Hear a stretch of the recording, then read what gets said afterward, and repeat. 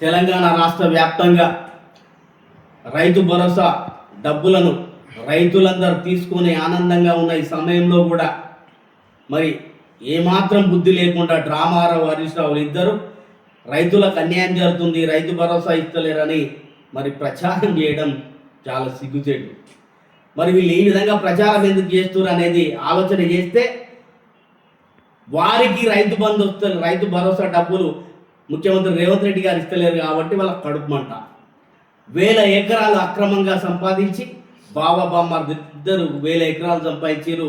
BRS party కొంతమంది ఎమ్మెల్యేలు కూడా 1000 ఎకరాలు సంపాదించారు. గాళ్ళకు రైతు బంధు వస్తలేరు. వారి ప్రభుత్వంలో గుట్టలకు, చెట్లకు, పుట్టలకు, కాస్తు చేయని భూములకు మరి పెద్ద పెద్ద భూస్వాములకు రైతు బంధు ఇచ్చారు. మరి రేవంత్ రెడ్డి గారు ఇస్తలేరు.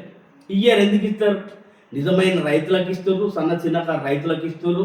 మరి 10 ఎకరాల లోపున్న రైతులకు అందరూ రైతు బంధు వస్తుంది, వాళ్ళందరూ సంతోషంగా ఉన్నారు. దాదాపు 95% ప్రజలు ఈరోజు రైతులు సంతోషంగా ఉంటే అది చూసి జీర్ణించుకోలేక రానున్న రోజుల్లో బీఆర్ఎస్ ప్రభుత్వానికి, బీఆర్ఎస్ పార్టీకి